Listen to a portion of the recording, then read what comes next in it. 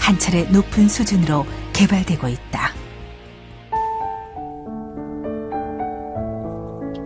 어린 시절 나무 뿌리와 풀 뿌리를 캐먹어야 할 정도의 지독하게 가난한 환경은 그에게 하나님을 찾게 만드는 원인이었다.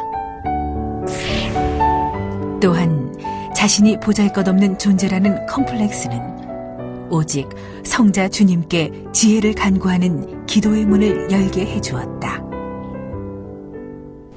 9살, 10살 교회 다니면서 13살, 14살, 15살 때는 나는 어느 길을 가야 될 것이다. 평생 한번 다니면 곱지 못한 길인데 인생이 깊이 생각 돌아다녔어. 다시 수도 생활을 했습니다. 15살 때 산으로 또 올라갔어요. 국민학교 졸업하고 밤이 깊도록 낮이 가는지 모르도록 울면서 기도하고 인생의 길을 영원히 가는 길, 내가 일생 동안 가는 길을 가르쳐준다고, 그 길만 가겠다고 기도하기 시작했어요.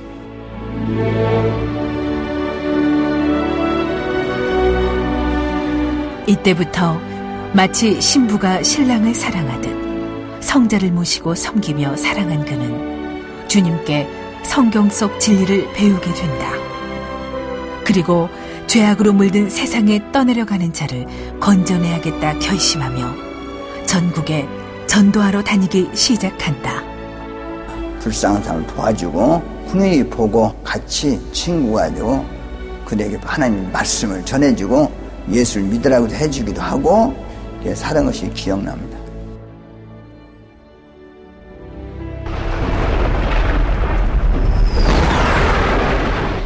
그러던 1966년 8월 어느 날 그는 베트남전의 전투병으로 파병이 되고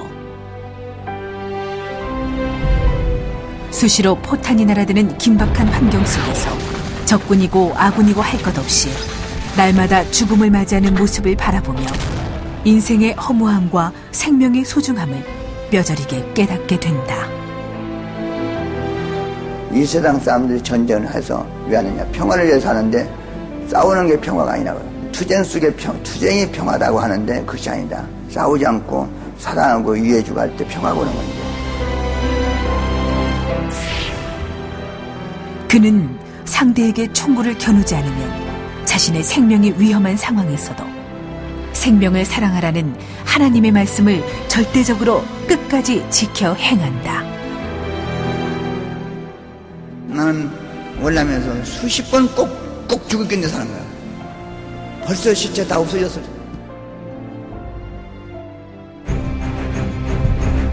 시대 복음을 전하여 사람들을 하나님의 품으로 돌아오게 하는 생명 구원의 사명을 받은 그는 본격적으로 하나님의 섭리 역사를 펼치기 위해 1978년 상경한다.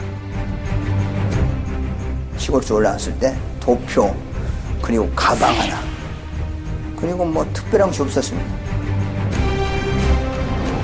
시대의 말씀을 전하는 세계에 대해서 이 복음을 피하니까 서서히 작은 방이 생겼습니다.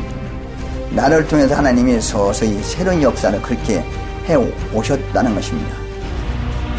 하나님의 진리로 인생길 방황하는 자에게 길을 찾게 해주고 마음이 억눌린 자를 치유해주자 그에게는 구름같이 많은 사람들이 따르게 되고 그는 간절한 기도와 오직 하나님을 중심하는 사상으로 21년 만에 전국 각 지역에 교회를 세우게 된다. 작년도 참 일 많이 했어요. 저거 합산적은. 저거 다 문은 다 다시 쌌지. 연못 팔각정 저기 동네선 팔각정 했지. 연못 다시 또 쌌는데 일부 했지. 여기 또 했지. 집회가 410몇 번 이런 집회를 했더라고. 예, 그리고 개 있는 놈 한 2, 30명 했을 거야 아마. 외국에 가서 또 일을 하더면 죽어도 여한이 없어 하는 시간들입니다. 알겠어요? 외국으로 달려가서 또 일을 해야 되지 않겠습니까? 우리는 우리나라만 위해서 나 보낸 것이 아니고 세계를 위해서 이 복음을 위해서 보냈으니까 해야 되지 않겠습니까? 1999년 하나님과 성자 주님은 개인, 가정, 민족의 차원을 넘어 세계 구원의 역사를 이루게 하기 위해 그의 발걸음을 해외로 돌린다.